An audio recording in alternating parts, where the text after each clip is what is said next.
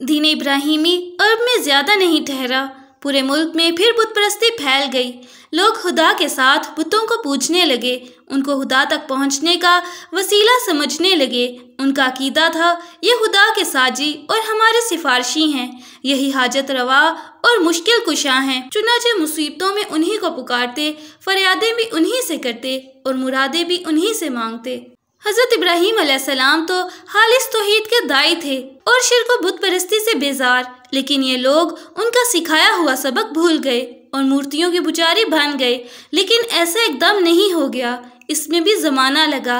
ना जाने कितनी सदियां बीत गईं और ना जाने कितनी नस्लें गुजर गईं, तब कहीं जाकर शिर्क के पैर जमे। ये शिर्क आया कहाँ से, बुत परस्ती फैली कैसे? बात ये थी कि इब्राहीम अलैहिस्सलाम और इस्माइल अलैहिस्सलाम से अरबों को बेइंतहा अकीदत थी।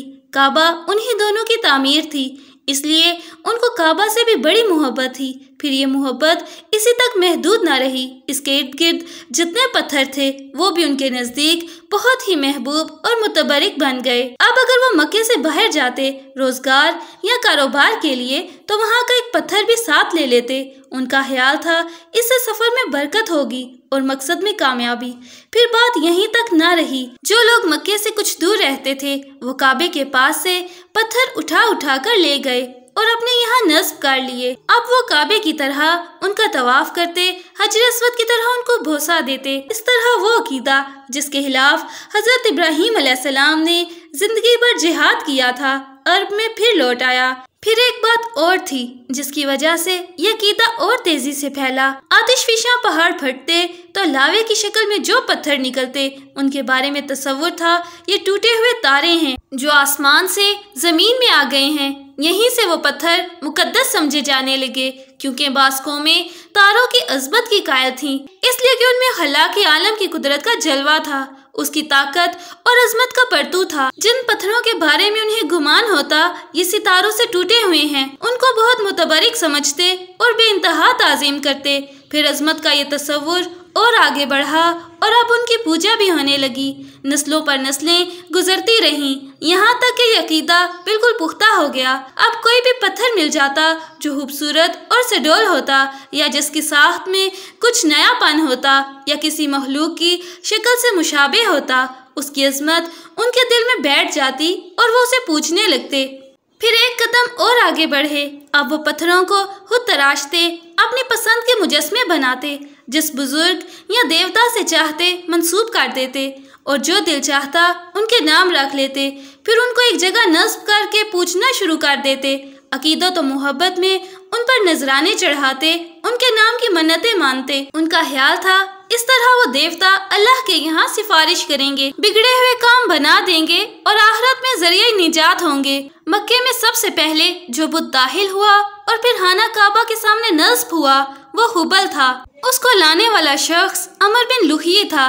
ये कहीं सफर कर रहा था, रास्ते में एक मुकाम से गुजर हुआ, देखा लोग मूर्तियाँ पूज रहे हैं। उसको बहुत भला मालूम हुआ, उनसे कहा एक मूर्ति हमें भी दे दो, हम अपने यहाँ ले जाएंगे, हम भी इसकी पूजा करेंगे। लोग बहुशी तैयार हो गए और वो मूर्ति लेकर मक्के आ गया। फिर रफ्ता रफ्ता खाना काबा के पास और मूर्तियाँ आ गईं।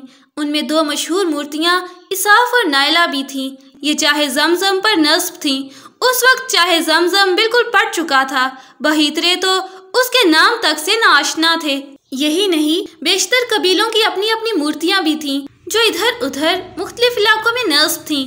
मसलन उज़ा ये कुरैश की सबसे बड़ी मूर्ति थी। लात ताइफ का एक कबीला था, सकीफ ये उसकी मूर्ति थी। मनात मदीने के दो मशहूर कबीले थे, ओस और हजरज, ये उनकी मूर्ति थी।